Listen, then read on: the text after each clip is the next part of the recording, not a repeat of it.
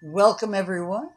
Bienvenido, namaste, aloha, and all those other good, unconditional, welcoming things. This place is magic in its own way. Uh, Sharon's husband, Mac, pointed out last year that it never rains when we have a session. It happened shortly after that one time, but this is 6 years now, and it's just amazing. The clouds seem to roll away for us, which is wonderful. And whoever we thank you. And we're glad everybody's here. We want to thank Sharon and Mac for bringing us back so we have a home again. And Lisa will be giving the opening meditation. And so I'm going to turn this over to her. Jeff will be giving the talk. Oh, I had an announcement. Next Thursday, is USA Thanksgiving, and so we missed Canadian Thanksgiving, but we're going to have the meeting one day earlier. It'll be Wednesday next week at 10 o'clock instead of Thursday. After that, we go back until we have another holiday that interferes. Okay? Namaste.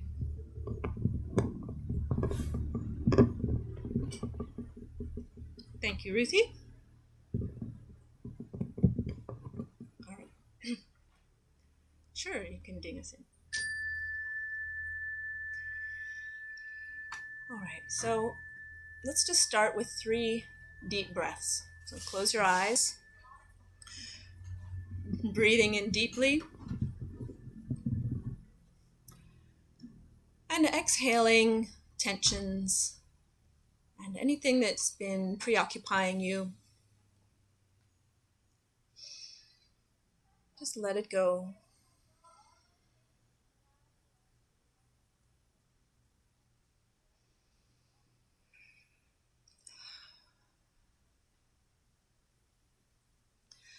And now we're going to move our awareness more fully inward. And we're going to direct our attention towards our minds with the attitude of observing without judgment. In other words, mindfully. And simply notice what your mind is starting with today, what state it's in. Is it preoccupied, very busy? Is it really running the show and trying to drag you into all sorts of different scenarios? Maybe it's a wandering mind, a daydreaming kind of mind. Or perhaps you've come with a more peaceful, calm mind. All just different states of our being. And we can just be aware without criticizing.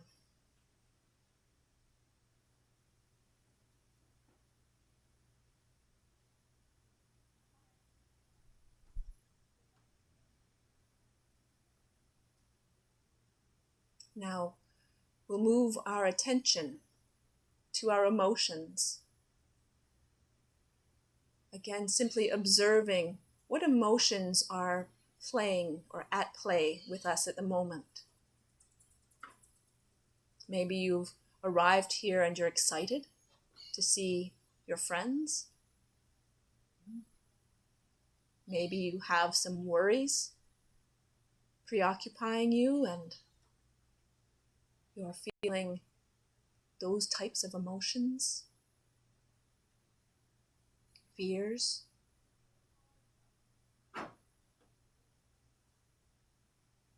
Maybe there's several. Just notice them, allow them to be.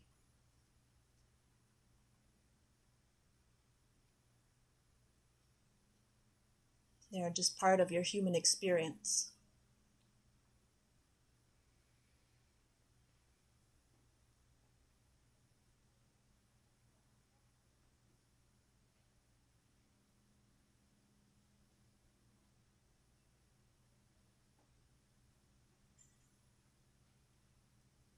Now move your attention into your physical experience, noticing what sensations are being felt within your body.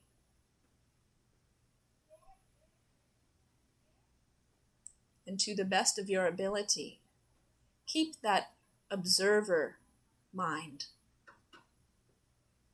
instead of getting wrapped up in the story. Just noticing.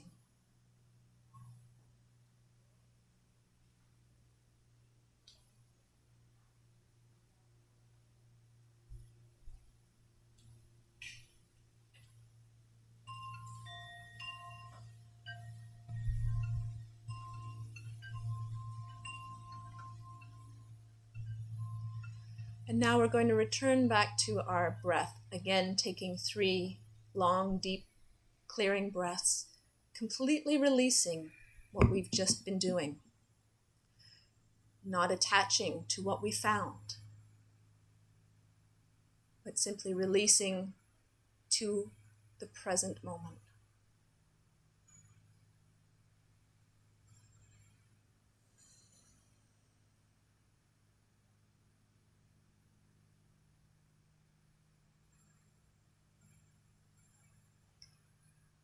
We'll direct our attention to our breath, noticing the sensations that come along with breathing.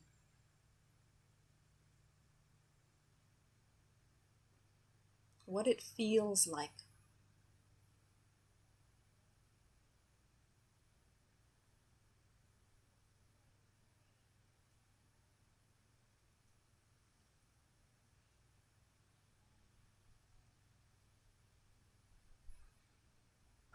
And then noticing, beyond just the feelings, what is physically happening? What is expanding as you inhale? And what is contracting as you exhale? And you may naturally start off noticing the bigger movements, but as you continue your breaths, noticing the more distant, more subtle movements.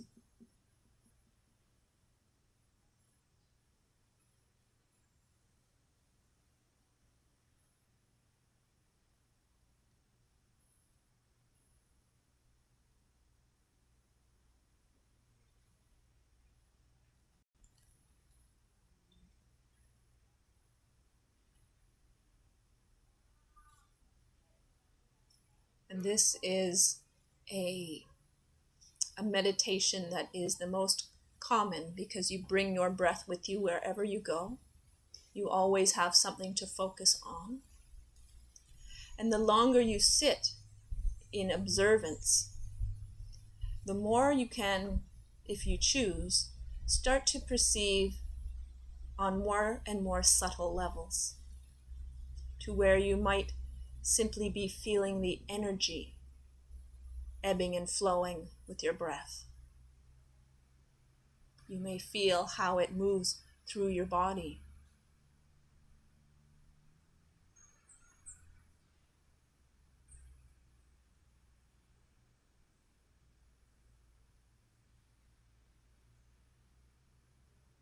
And if your mind comes back in to try to distract you and bring you down the path of its stories,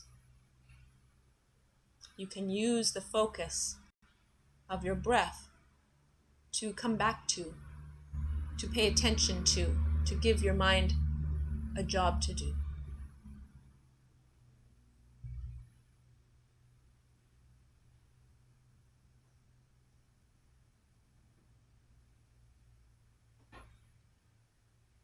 And no matter how your meditation progresses, releasing that need to criticize how you're doing, and just observe the state of your human experience and encourage yourself back to a peaceful, abiding awareness.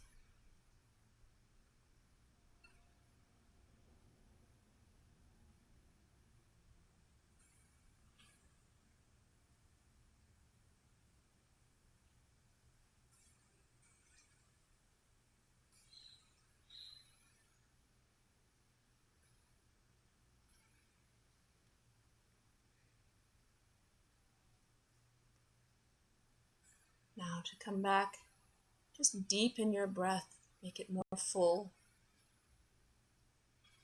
Starting to bring some energy back into your experience. And when you're ready, just open your eyes and retain that presence through the talk. Namaste.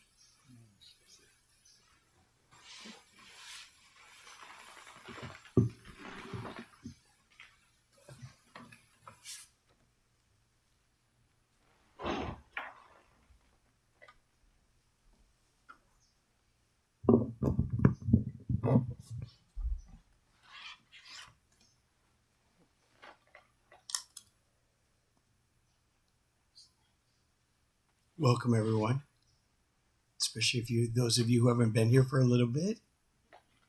Welcome back. Welcome, everyone else. Very good to see you.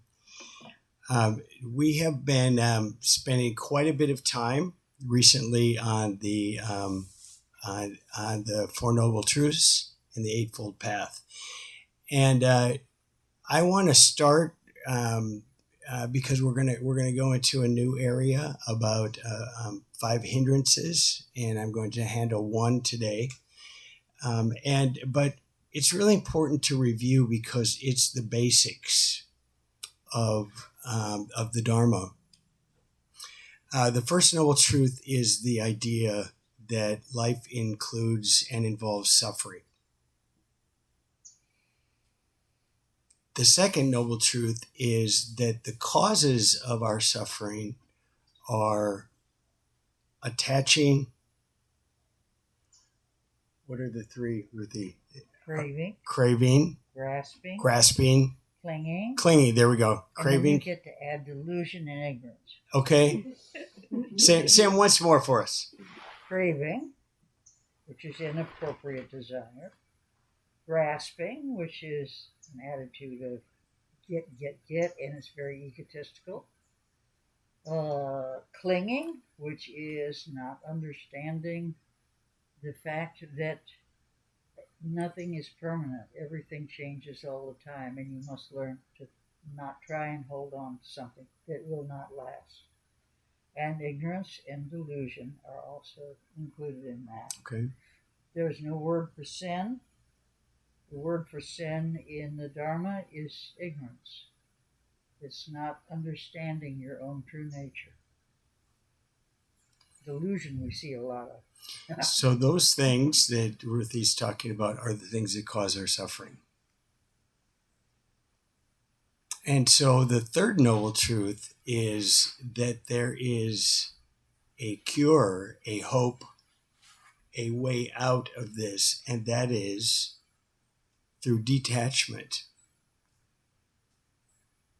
through observing, as Lisa was talking about, and releasing the things that cause us suffering. And then we've talked quite a bit in the past couple of months about changing our mind, changing our thinking, and a lot about the first hindrance will be about how we think about things. Then the fourth noble truth is there is a set of 8 precepts that are really helpful and wholesome that will lead us away from suffering to happiness. They all start with the word right. I always think of it as wholesome. Things like wholesome intent, wholesome speech, wholesome vocation, wholesome mindfulness, and all those things. We've spent quite a bit of time on those, and we're going to make an addition. I think these are always additions on top of that basic foundation. And that is that there are a series of things taught by the Buddha that are called the 5 hindrances. These are hurdles that are typical of the human experience that trip us up, that don't keep us on the path towards our pure and whole nature, back to the clarity of our original nature. And so these 5 hindrances are these, and we're going to only work really with the first one today: sensory desire, anger, anger and aversion, restlessness and worry,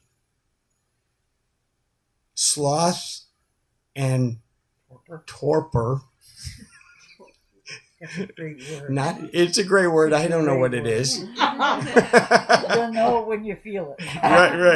Right. These are all in the range of laziness. And then doubt. So these hindrances are the mental states that stir within us, that stir us up and stir us towards suffering and away from happiness. Can I add to that? Of course you can. Okay, just to add to that, in the sense that if we're going to take this spiritual path, these are the things you're going to run into that are going to be obstacles on your path. Mm-hmm. And so they relate directly to the Eightfold Path in the sense is now you're practicing what's on the path. Yes. And this is what's waiting for you around the corner. So watch out for them. Originally, these 5 hindrances were obstacles to meditation. The things that get in the way of being clear and centered and quiet and calm and one. But it has been illuminated by a lot of great people that these are hindrances that apply as we practice the Eightfold Path in life. So the sensory desire one is the only one that I'm going to spend time at today because it's a big topic. What it is about is that we seek pleasure through our 5 senses, and that we want things because of our sensory desire. Our mind wants, and our mind says, I want this and I want this now. Especially the Western mind. I want this and I want it now. And the idea with these hindrances is that there is a way to tame this, manage it. It's almost like an addiction. You're never cured of it. It's always waiting around the corner. And yet, the idea is that we manage it and we tame it and we change our mind in the way that we work with it. Often, because I've worked in addiction circles, people are trying to overcome something. They're trying to overcome their habit of addiction, their craving, and they're trying to tame it. One of the great things that I learned by being in that setting was sometimes you have to make friends with the enemy. And by making friends with the enemy has a lot to do with where Lisa started us today, and that is by observing ourselves. And when things come up in us that we know are going to lead us to suffering, we pull ourselves back and we manage ourselves. Therefore, we're not run by the external things, but we're run by our internal mechanisms. And so one of the things that I thought of as I studied this week is a teeter-totter. I don't have enough room. I did have enough room at home when I was thinking about this. That sensory desire, when we pay attention to it and give in to it, it's like the left end of the teeter-totter, and the other things are light and unimportant. The goal of enlightenment is to become the manager of those, that they don't manage you, but you manage them through your practices. And when you do that, you find equanimity, which is one of the beautiful things where peace is found. If ever there's 2 opposing forces, there is a center where there is peace. That's true in politics. That's true in world and the nations and how the nations work together. It's true in our lives. It's true in families, all those things. The middle way is the Dharma way. And so this practice on the teeter-totter is what we're going to talk about today.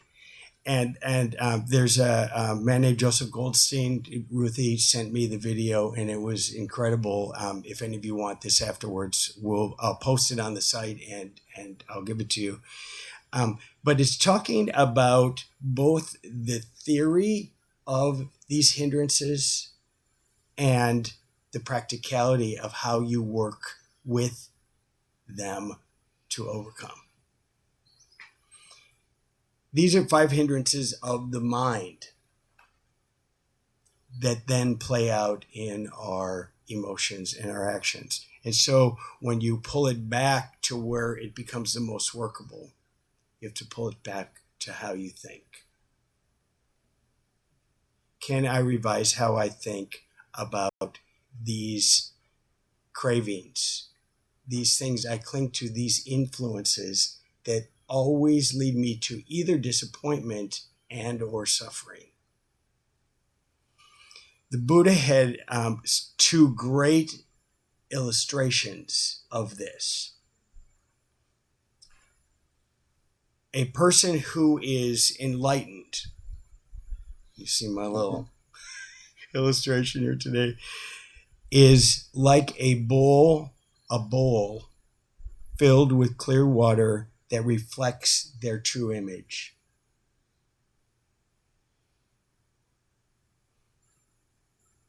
Sensory desire, this hindrance, number 1, is like pouring colored dye into that water. It colors our perception. It colors our self-perception, our perception of what we should do, what we should decide, how we should think, how we should act, how we feel. And so when we give in to this hindrance, we're not seeing things clearly. We're being overcome and overwhelmed by that, and it's like a bowl of clear water that has had colored dye put into it. Well, that's where constantly in Dharma talks you hear the expression clarity of mind. And actually, this is a reference in the Buddha's teaching, is that your mind, when it is freed from these hindrances, this is clarity of mind. It's like clear water or the clear light. Mm-hmm. And that's what they mean when they talk about clarity of mind, actually is the release of the hindrances. Okay.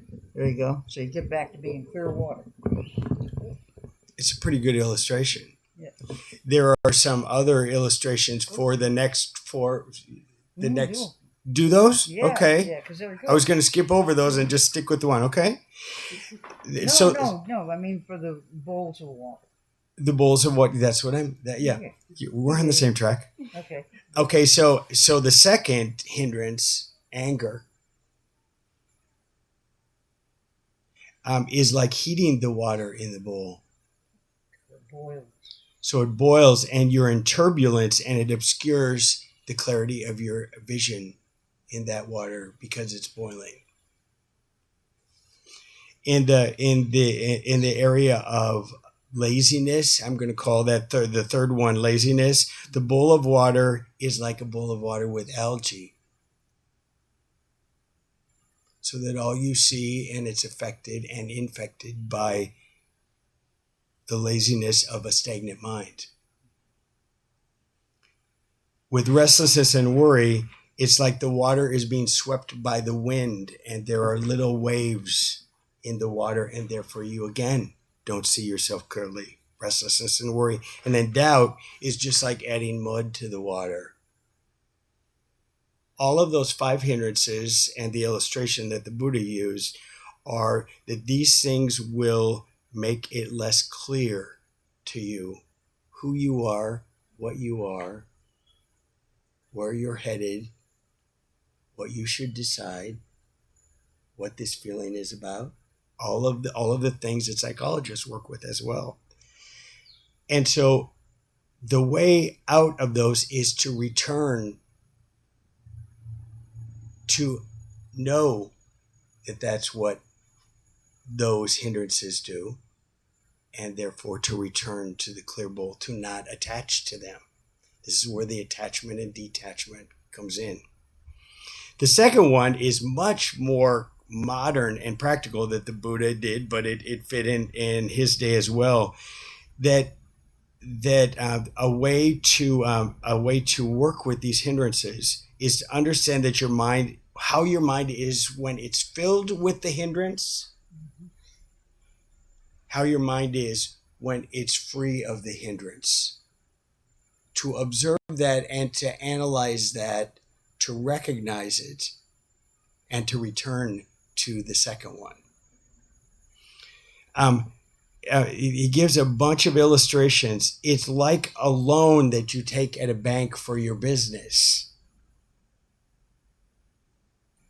And you feel the hindrance of the weight of the loan. And then your business is successful and you pay it back. And the relief that you feel gives you gladness and you are full of joy. It's like being ill and you're weak with no strength, and then you recover and you are glad and full of joy. It's like prison where you're incarcerated by these hindrances.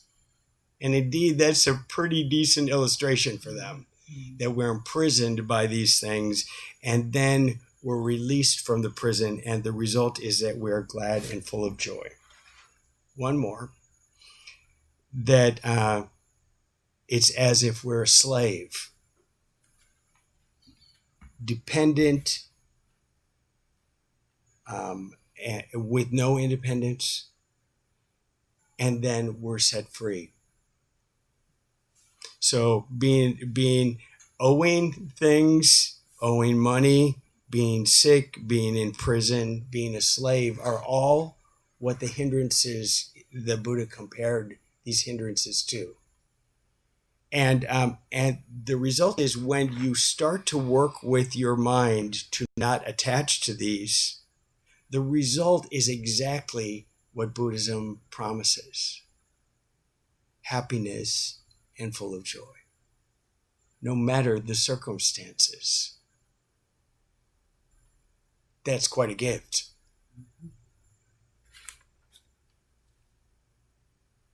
So often there was a little psychological thing in Goldstein's thinking, and I just want to read it because it's so true.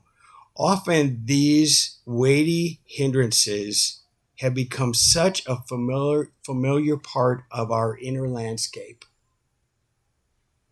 that we overlook their influences and that they have in our life, and therefore they own us.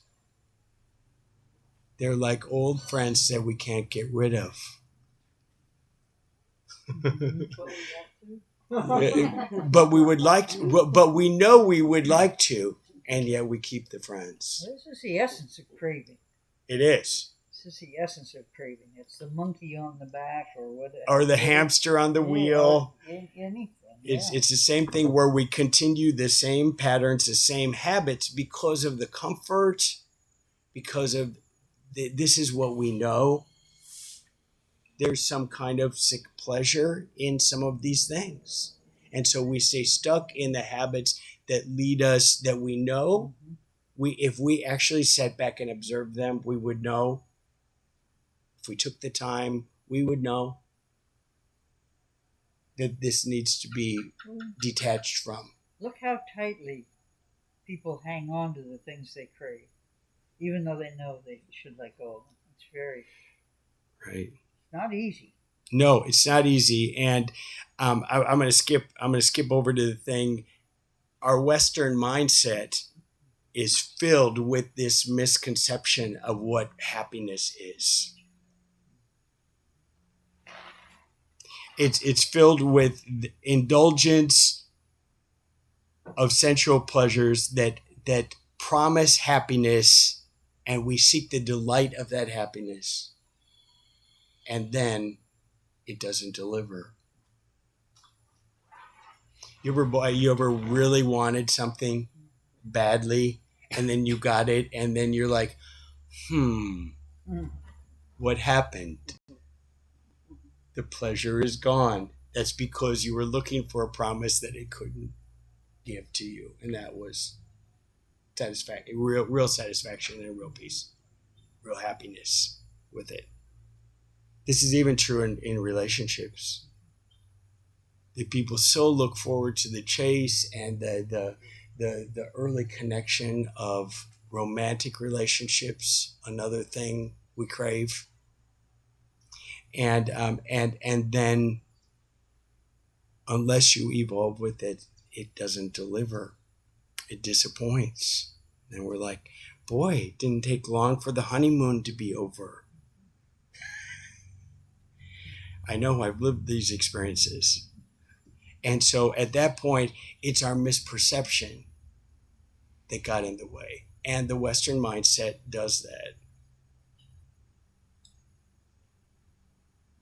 So how do we handle the hindrances? Here's the real practical part of this whole thing. And I think we'll apply them to all four of these hindrances. How do we work with them without suppressing them, without having aversion for them? In other words, we hate these and therefore we stay attached to them, or without self-judgment.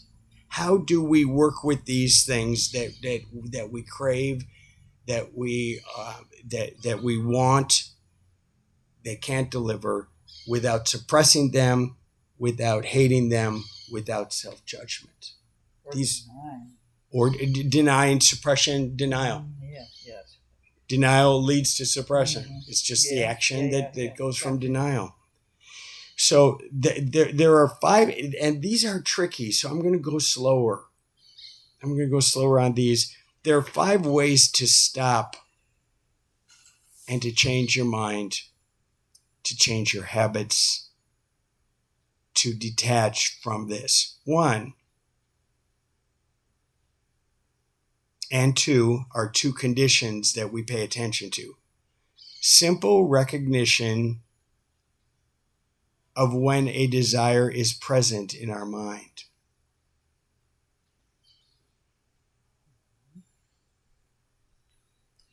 A recognition of when we're like this. When we want something and we want it in the way that we want it, and a recognition of how that is for us is one of the steps of not following through. Awareness, recognition. All 5 of these are about awareness. The second one, the other condition, is to know how our mind is when that is absent. To do a really good self-analysis of how this is for us when we are free of the hindrance of our sensory desire.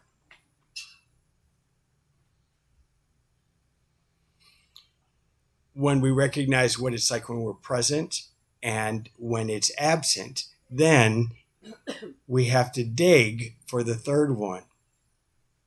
The third one is we have to understand what causes this in us. We see the disease, we have to see where it came in. Its causes, its foundation, we have to dig. And I know this in work with people in therapy. If someone is struggling with something, you can work with them on the surface about what they will do currently. The bigger and the harder work is that you dig, where does this come from in you? What is your history? What is your experience? What is your personality? What is your struggle? Is that, say, the difference between CBT, the cognitive behavior therapy, which allows you to live day to day, Mm-hmm. as opposed to the Freudian analysis, which goes right back to your childhood? Is that I mean, I think Freudian is very much digging at the roots. Whether people have questioned some of the Freudian, the conclusions and ways of looking at it, but it had a deep influence in the digging into where this comes from. right? I know from doing work in relationships that we're affected deeply by our first relationships, and that's our parents and our families. And until we do the what caused this in me work, we'll just be dealing with what can I do to make this better right now. And I think it's more than double the satisfaction when you do both of those things. So I think cognitive behavioral idea is think about this, change your behavior, and the feelings will follow. Mm-hmm. and if you do that, that's good. That it's valid. It has been proven to work. If you want to do the deeper work, then you find what are the causes of this, and now you become fully rich. And I think then you find full happiness. Mm-hmm. You don't just find how to live conditionally. It's tricky because Buddhism always talks about living in the moment, and then psychology sometimes has you dig into your roots. Yeah. So there's a trickiness to that, but I think they fit together really nicely still. Well, the Buddha emphasizes causes and conditions, and there's a whole study in Buddhism on causes and conditions, the 12 links of causation. So in the moment, that moment could not arise without the moment that arose before it. Mm-hmm. And as it arises now, it's going to help bring about the next thing that arises. So it isn't just, you're not limited to the moment. And you can go backwards by starting to recognize your links and think forward as well. But causality is a big subject here. Mm-hmm. Maybe one that we should pick up again soon. You can't really get away from it. No, it's embedded in all of this. Causes, and then the conditions have to be right for it to arise. In other words, you might be non-addicted in the sense that you're not doing something you were addicted to. But given just the right conditions, that thing is ever present, which is what you mentioned, So you have to be very aware of your causes and your conditions.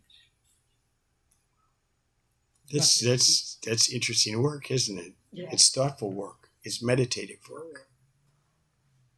Well, it's like in the prison system, the inmates that are going through Buddhism correspondence course, and they're encouraged to, as they meditate, to go deeper and figure out, how did I get here? What were the causes that led me here? This provides them with insight, and so they don't have to blame anyone else. And the ones that work through it hard and work hard at it, they do come to conclusions that I got myself here. It wasn't my parents. Mm-hmm. It wasn't someone else. It was me. Yeah. And they take ownership for that. Yes. And have breakthrough. Mm-hmm. And it all comes from meditation. Can you put that in here? Because I bet they can't.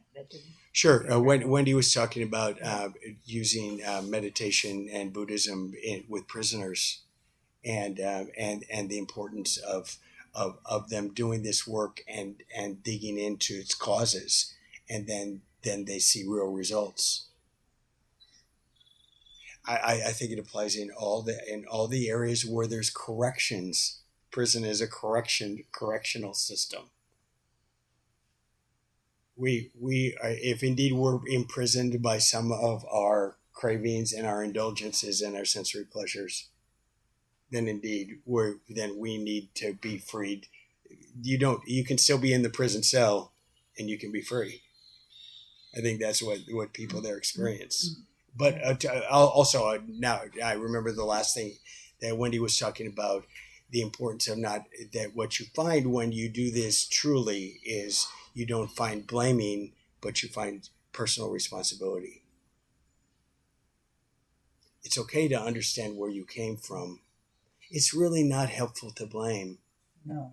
It's helpful to understand where you came from, and then if there's things about that that you return to, great. If there's things that you have to move on from, then you have to move on from it. It's that understanding that facilitates the healing. The understanding facilitates the healing. I think you need to realize, too, that these are all steps on the spiritual path. And the ultimate spiritual path for the Dharma is no self. But to get to no self, in other words, which is the genuine understanding of your Buddha nature, which is you have come to grips with your ego, and you come above, you transcend all this. But you can't do it unless first you go through all of this to become healthy. So before you can let go of your ego, or it lets go of you, when you overcome all these hindrances and you get to an understanding of this, it kind of just dissipates. It disappears. And you're back to your true self. But in order to get there, you have to go through all of these things. So when we talk about, well, yeah, Dharma's about no self, so why are we doing all this self stuff? Well, because you got to have a healthy part of the self journey. stuff before you get to the Right. To the release. You have to know. You have to return to your true self so you can let go of it. Mm-hmm. Yeah. Very interesting idea.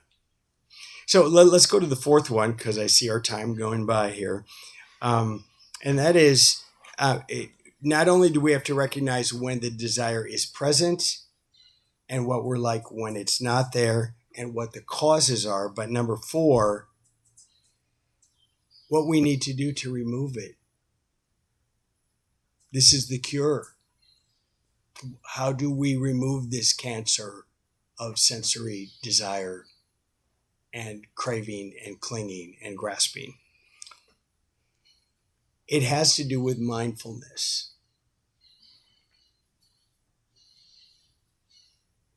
That in a state of mindfulness, you are not identifying with or feeding the monster or wanting to just do self-improvement so that you rise above the monster. But you actually wholly understand and observe this in yourself. When you do that, when you are mindful about this, you see that the monster is temporary. The sensory pleasure is temporary and is much smaller than what you thought it was and sensed it was. I love my grandfather Olson who said, "Don't sweat the small stuff." This is kind of what this is saying, that when you do this work and you are mindful of who you are, where you are, what this is, you realize it will go away and you realize that it's small. Therefore, it becomes a manageable cure, not a terminal illness.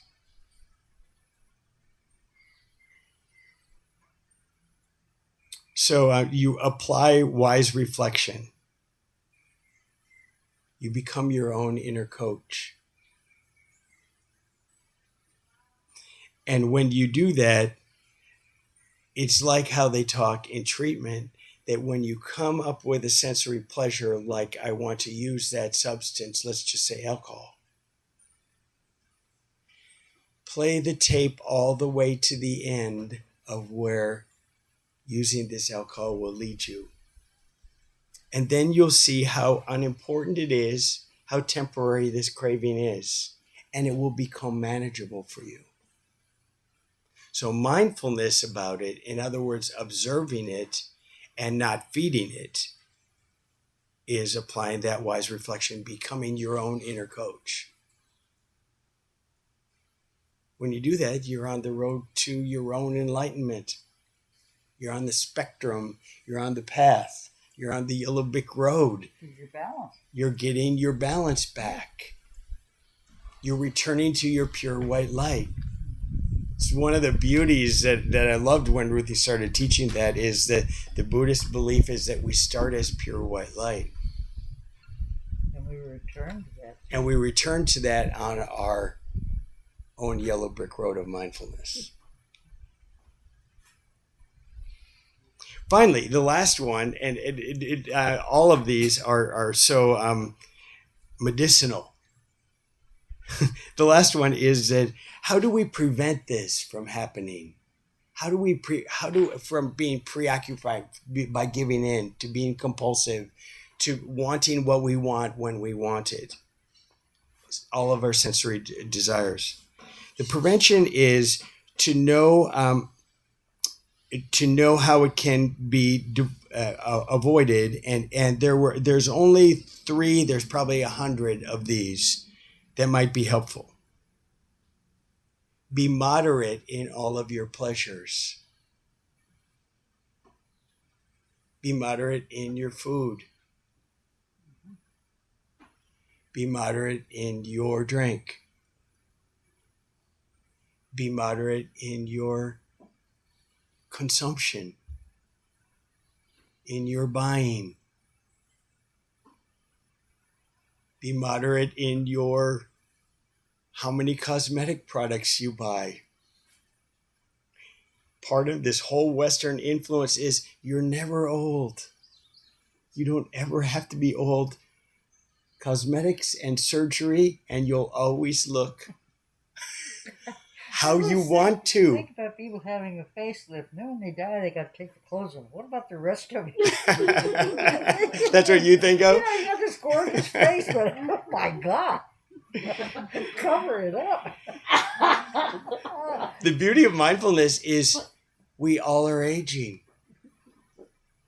It's a really good thing. Yeah. We're still around. We're still having the chance to live. Every year is like another year of blessing that we've been given, because it could be gone. So to be moderate in all of our pleasures. Second, to associate with wise friends. We are who we hang around with. That's why this is such a lovely thing that Ruthie just did. People who are on this path of struggling to find enlightenment and health and wholesomeness and back to their pure white light should be with some of those people. There are plenty of other people who are here to divide you, to fight with you, to have you consume with them. Yeah. Fine, in moderation. But make sure that you have an association with people who are looking to be wise, who are looking to be happy. And then two other things, and they fit together. Practice meditation. And take time to notice. Take time in your day, in your life, to notice, to recognize, to see where you're at in this funny teeter-totter of mindfulness with some enemies of hindrances weighing it down, including our internal demons that lead us there. There's a great song. Ruthie always likes music at the end of these. Mac Davis. Mac is his name. Stop and Smell the Roses. Remember this song? Been a while. You got to stop and smell the roses. You got to along the way. I got to forget all the words. But that idea is that in a very, very fast-paced world that wants everything immediately, the antidote to that, the cure, the prevention is to stop, to notice, to be mindful, to hang with wise friends, and to be moderate in our sensory desires. It was very interesting and I'll just end with this, very interesting as I'm studying this week. It has been an incredible sensory desire week, full of way too many things. And then I had to go back to studying, and I'm like, yep, don't attach to that. Now is your time. Now is your time to focus on this. And this is the real gift in your week. The rest of it has all been clutter and noise. Not all of it. We had a nice meeting. But do you want to know when your week is like that? It's very important that you return to who you are, to the clear bowl of clear water that reflects the true you, the whole you, the original you, the pure you, the white light. That's you. It's there. Namaste. Namaste. Wonderful. How are we doing on time? Oh, look. 10:55. Okay. You have 5 minutes? 5 or 10. Okay, guys. One of the things that happens in the Dharma that I find really interesting is that the Buddha didn't shy away from paradox. He knew that we lived in I got it. Go ahead. a world where for everything there's an opposite. So you can hear on the one hand, love everyone, which is what we're about to do, with an unconditional friendliness to everyone in the world, to everyone we know. And then follow that with, but only travel with good companions. So we have an absolute and we have a relative. And again, we come back to this equanimity. We can love everyone, but there are a lot of people we don't need to hang out with. There you go. Spoken like a mother. So we can, yeah. So, but we need to keep this in mind. This is this wonderful equanimity that keeps things in balance. As one Zen master said, everyone is perfect, but they all have such a lot of room for improvement. And that that we have a dualistic world that is attempting through the Dharma and succeeds for many, many people to achieve that unity, that oneness that's cosmic. And it's why all this conversation is about becoming the one and being the one, and at the same time realizing that everything has an opposite and a two. And everything has to be balanced as you make your choices. So anyway, pick your 5 people. Relax. Set aside this wonderful talk. Thank you. And repeat to yourself after me. We start with loving ourselves. May I be well. May no harm come to me. May I live with ease, that's balance, calm and peaceful.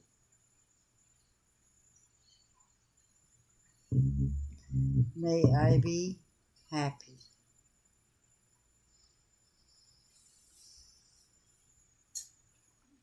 Now bring to mind someone you love with all your heart.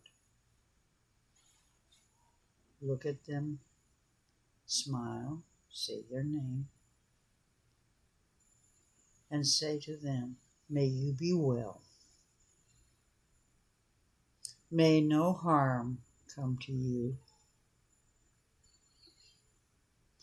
May you live with ease, calm and peaceful.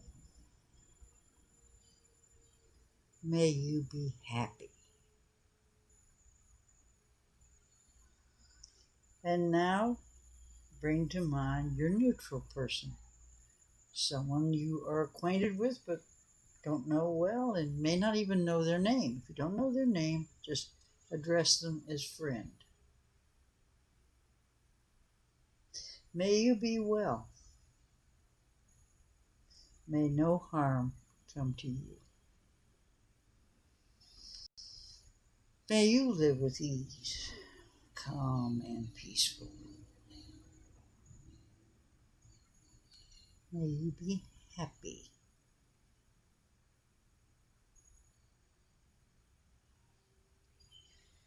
And now, waving goodbye to them, take an extra deep breath and bring to mind your choice of a person with whom you are in some kind of conflict. And now you get to practice real loving kindness, which is detached from any malice towards them or anger, while fully recognizing your situation. But you are relieving yourself of enmity, or as Abraham Lincoln would say, with malice towards none. And say to this person, looking very directly at them, may you be well.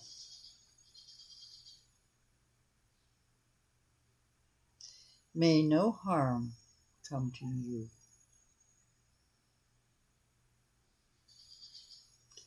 May you live with ease, calm, and peaceful. May you be happy.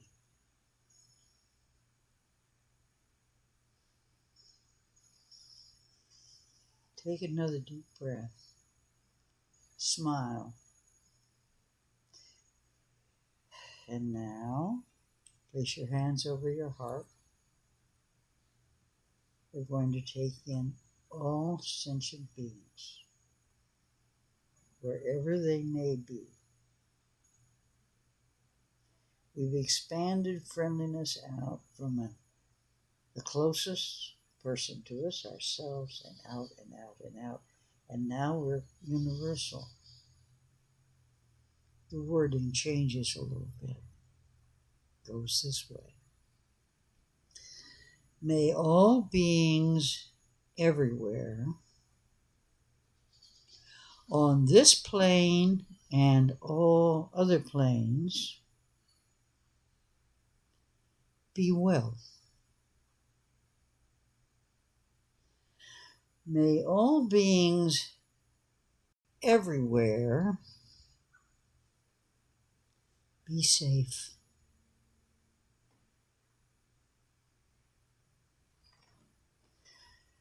May all beings everywhere be free from suffering.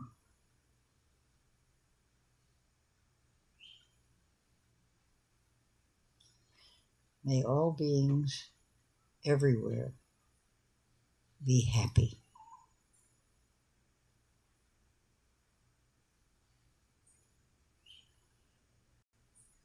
And as we let this feeling kind of become cellular, we let ourselves really feel it. We can relax our hands. Try and take this feeling of goodwill towards everyone out with you from here for the rest of the day, for every day. And as we go, we say, go in peace. Go making peace, living gently, loving mightily, and bowing to the mysteries. Thank you all for coming. Love you all. Thank you. Thank you.